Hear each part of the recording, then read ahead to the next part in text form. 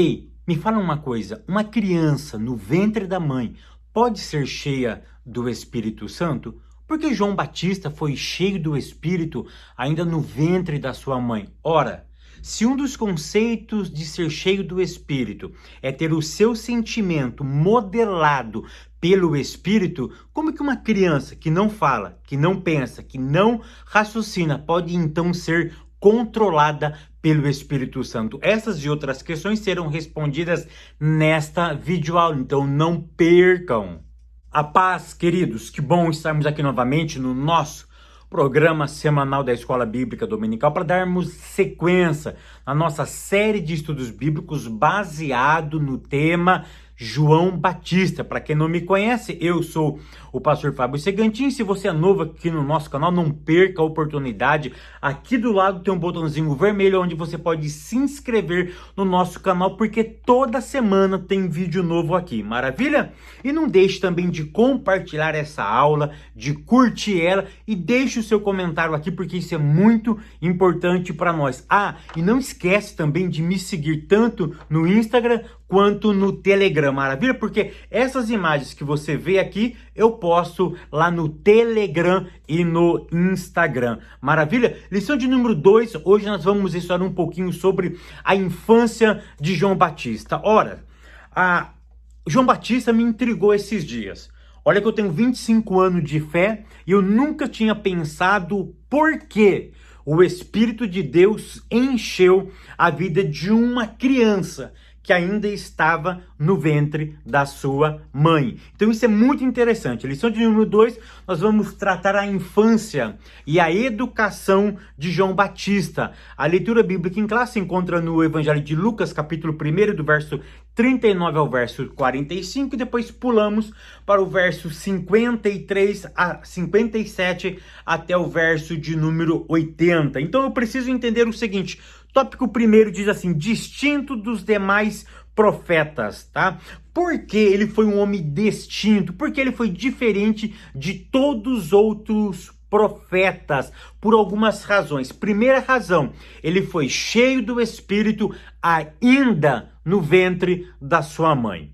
Ah, Fábio, mas Jeremias foi chamado no ventre, ele foi chamado, ele foi escolhido, mas ele só soube disso, ok? Quando ele estava adulto ou na adolescência, tá? O chamado dele, a escolha de Deus foi desde o ventre, ok? Mas quando ele cresceu, que ele recebe esse chamado. João Batista é diferente. João Batista já é impactado pelo Espírito no ventre de Isabel, a sua mãe, ele já foi impactado. A Bíblia diz que ele foi cheio do Espírito Santo ainda no ventre da sua mãe. Como que você me explica isso, Fábio? Querido, presta atenção. Para que serve? Porque eu preciso ser cheio do Espírito. Eu preciso ser cheio do Espírito porque eu tenho pecados. Eu preciso ser cheio do Espírito para que os meus sentimentos humanos e carnais passem pelo viés do Espírito Santo. Eu preciso ser cheio para que a minha vida seja controlada pelo Espírito e para que as minhas ações glorifiquem o nome do Senhor. Então eu preciso ser cheio do Espírito por causa do pecado que age na minha existência. Então eu preciso de um outro ser, de uma outra energia, de um outro poder, de uma outra pessoa que domine sobre a minha existência. Você já passou, por exemplo, numa porta de banco? Sabe quando você assiste aquele filme e as pessoas vão passando nos aeroportos e tem aquele detector de metal? O que o detector de metal faz? Ele identifica se você tem um metal. Ou seja, quando você passa, ele identifica, ele faz barulho, ele apita e ele não permita que você avance.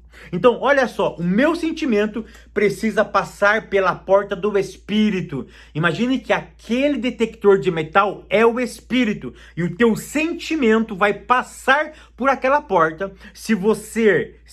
Quando você passa, se você ouve algum barulho, é porque você precisa se esvaziar. Você consegue entender que eu preciso me esvaziar de alguma coisa para eu ser cheio de outra coisa? Então, na vida adulta, eu preciso me esvaziar da arrogância, da prepotência, da pornografia, do erotismo, ou seja, do pecado, para que eu possa ser cheio do Espírito. Quando eu começo a encher a minha vida, a minha cabeça, de coisas que não agradam a Deus, isso é óbvio. A presença dele sai da minha vida. A presença dele se vai embora. Eu fico desconectado, eu fico divorciado do Espírito. Deus não habita em mim, Ele não trabalha na minha vida. Ou seja, então eu preciso me esvaziar. Aí quando você vai tirando o metal que há em você, aí você passa para o outro lado daquela porta. É para isso que eu preciso ser cheio do Espírito Santo. Mas aí me responda, João Batista não tinha pecado, ele não pensava, ele não agia. Preste atenção no que eu vou te dizer. João Batista ele foi diferente porque o Espírito de Deus trabalhou nos sentimentos de João, ainda na barriga da sua mãe. Presta atenção, ele foi impactado desde o ventre da sua mãe, ou seja, os sentimentos. O que eu falo de sentimento aqui? É aquela predisposição que você tem, tá? Porque uns são tentados na pornografia. Outros são tentados nos vícios. Que vícios, Fábio? Inúmeros dele. Bebida, jogo, vício, claro, né? Mulher, homem, homossexual, ou seja, arrogância, prepotência, domínio. Você tem coisas que lhe domina. Tem coisas que nos dominam. E o Espírito Santo, ele já interviu, presta atenção, na vida de João Batista, na sua pequena idade, ou ainda na sua formação. Por isso que ele é um dos homens diferenciados. É por isso que ele é diferente de todos os outros profetas que já existiram em toda a história da humanidade. Ponto 2. Porque ele era distinto, porque aconteceu algumas coisas diferentes na vida dele. Olha o que diz Lucas, capítulo 1, verso 66. Diz o seguinte, quando ele nasceu, todo mundo do bairro, todo mundo da vizinhança, as fofoqueiras, tô brincando, todo mundo estava perguntando, quem é este menino? Quem será este menino? Ou seja, eles olhavam para João e eles queriam saber quem seria João no futuro. Por quê? Porque todos eles souberam como João Batista nasceu, como se deu um nome a João, como todo mundo soube que ele foi impactado pelo Espírito ainda no ventre. Todo mundo soube que ele, por exemplo, o pai dele não falou para a mãe dele que ele chamaria João, porque ele recebeu a visita do anjo, mas Isabel não recebeu. Aí o que acontece? Quando ele nasce, depois de 8 dias, foram circuncidar o menino, foi dar um nome para ele. Zacarias não falava, perguntou para a mãe, quem ele vai se chamar? Zacarias? Todo mundo chamava ele de Zacarias. A mamãe disse, não, ele vai chamar João. Deus intervém na história do ser humano. De repente pega uma tábua, pega um pedaço de pau, de madeira, entrega para João e diz, entrega para Zacarias, o seu pai, e diz, Zacarias, escreve o nome do menino. E ele escreve, Yohanan, João. E todos eles ficaram impactados. Naquele momento, Zacarias começa a falar. E aí ele relata aquilo que tinha acontecido. Aquilo que o anjo Gabriel acabara ou falara para ele antecipadamente. Então você consegue entender que João era um menino dos olhos. Ou seja, todo mundo olhava para João de uma maneira diferenciada. A pergunta era, quem será este menino? Querido, o mundo precisa olhar para mim e para você e precisa perguntar, quem será a Maria? Quem será o João? Quem será o Fábio Segantin? Nós precisamos dar uma boa resposta para aqueles que nos observam. Era isso que João estava vivendo. Ele nasceu sobre uma pressão. As pessoas queriam saber quem seria aquele menino.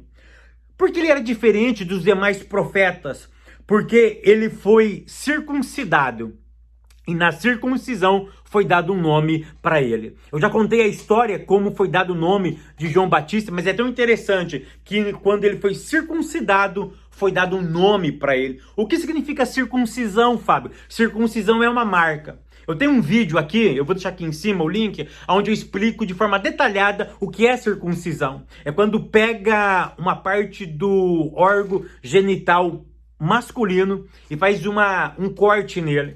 Ou seja, ele recebe uma marca. E quando ele recebe essa marca, ele recebe também o seu nome. Querido, presta atenção no que eu vou te dizer. Eu preciso ser marcado por Cristo para ter o meu nome reconhecido no mundo espiritual. Ou seja, a marca que nos identifica. Eu preciso ser marcado para que eu possa receber um nome. E como eu recebo essa marca, Fábio? É através da cruz. Fábio, mas eu já sou um cristão, então você já recebeu essa marca. É por isso que por isso que o terceiro mandamento da Bíblia é: você não pode tomar o nome de Deus em vão. Ou seja, você não pode denegrir a marca do nome que existe em vocês, ok? Tópico segundo, a educação na família. Ponto primeiro. Valorizando a educação familiar. Presta atenção, queridos. Em Israel, na época de João, já existia escolas, sim, ok? Por exemplo, uma criança, se fosse entrar no primário ou no ensino fundamental, era conhecido como Bet HaSefer, tá? É a casa do livro, tá? Ou a casa do conhecimento, tá? Mas era conhecido como, porque esse Sefer é livro, é a casa do livro, tá? Ou uma biblioteca, tá bom? Ou seja, a criança entrava ali. Ela ficava aproximadamente até os 12, 13 anos, quando tinha o Bar Mitzvah. Aí ela saía da Bet HaSefer e aí ela ia, mas era muito pouca as crianças que iam. Isso tinha todo um processo. Aí ele ia para Beit Midrash, tá? Onde ele ia fazer interpretações mais apuradas do texto sagrado. Mas o que eu quero focar para você é o seguinte, que a educação maior, a primária, acontecia dentro de casa. Então uma coisa que nós precisamos rever hoje é como anda a nossa educação dentro de casa. Como que anda o nosso ensinamento para aqueles que estão junto conosco, para os nossos filhos, para a nossa esposa, para aqueles que nos cercam dentro do nosso lar? É no lar que o caráter do ser humano é formado. É no lar. O lar é a maior oficina modeladora do caráter de qualquer ser humano. É na família que nós aprendemos a amar. É na família que nós aprendemos a respeitar. É na família que eu passo a entender que o outro é diferente de mim. É na família que eu construo pessoas para a glória de Deus e eu entrego eles para a sociedade, para que eles possam impactar os céus e a terra. Ponto de número 2, educando os filhos. Querido, presta atenção no que eu vou te dizer. Filhos, em regra, reproduzem aquilo que os pais fazem. Me responde uma coisa, por que José, lá no Egito, soube perdoar os seus irmãos de ter vendido eles para a terra do Egito? Presta atenção no que eu vou te dizer. Quando Jacó sai daquela terra e ele volta para Betel, para ter um encontro, tá, com a sua casa, com a sua família, e ele sabia que ele ia encontrar o seu irmão Esaú. O que que ele faz? Ele divide, tá? Ele divide em duas turmas, divide em 2 presentes. A primeira turma chega, depois ele vai ao encontro do seu irmão Esaú, abraça ele depois de ter um encontro com Deus no Val de Jaboque. E na hora que ele abraça Esaú, presta atenção no que eu vou te dizer. José era menino, José era uma criança, José estava com Jacó. José sabia que ele tinha um tio e que esse tio não conversava com o pai, que esse tio queria matar, porque ele sabia, ele ouvia isso no quintal da sua casa, ele ouvia isso na cozinha da sua casa, ele ouvia isso de papai e de mamãe. Ele ouvia que tinha um tio lá do outro lado que odiava o seu pai. Mas um dia ele foi ao encontro desse tio. E você sabe o que ele viu? Ele não viu seu pai tirando uma 12, um revólver, uma faca, uma arma. Ele não viu seu pai gritando, xingando, amaldiçoando, não. Ele viu um pai que abraçou. Ele viu um pai que beijou. Ele viu um pai que abraçou aquele que era um inimigo naquele momento. Mas ele aprendeu, ainda pequeno, que o perdão vale a pena, que o perdão muda a história, que o perdão marca a existência, que o perdão alivia a alma, que o perdão traz o céu para perto de nós. Ele entendeu isso. E o que ele fez? Ele perdoou. Eu só consigo perdoar quando eu vejo gente perdoando. Então, se eu quero ter uma geração perdoadora, eu preciso perdoar. Se eu quero que Deus me perdoa, eu preciso perdoar os outros, porque este é o princípio da oração do Pai Nosso. Ou seja, eu perdoo, porque Deus também então irá me perdoar. Ou seja, esse conceito é muito lindo. Então eu preciso permitir que outras pessoas me vejam, para que eles possam reproduzir aquilo que eu estou fazendo. Tópico terceiro, o perigo de terceirizar a educação dos filhos. Nesse ponto é muito interessante. Por causa da economia, pai e mãe saem de casa para trabalhar, para trazer o sustento, tá? E eu não vou falar que isso está errado, tá? Olha que eu moro aqui nos Estados Unidos, aqui a vida é muito agitada, aqui a vida é muito movimentada, o trabalho aqui é exaustivo, é cansativo, exige muito de nós, uma coisa que assim que vocês não têm nem ideia. Mas não é porque o mundo está mudando, eu preciso mudar princípios. Ou seja, eu não posso terceirizar a educação dos filhos, tá? Para outras pessoas. É claro que terceirizar é passar a bola para frente. Quem tem que educar os filhos é papai e mamãe. Ou seja, eu não posso deixar que a avó eduque os meus filhos. Eu não posso deixar que a creche eduque os meus filhos. Eu não posso deixar que o YouTube eduque os meus filhos. Eu não posso deixar que vídeos eduquem os meus filhos. Eu não posso deixar que a escola eduque meus filhos. Eu não posso deixar que a igreja eduque os meus filhos. Eu tenho a responsabilidade de educar os meus próprios filhos. Queridos, que o Eterno continue abençoando a tua casa, a tua vida, o teu ministério. E até semana que vem, querendo Deus.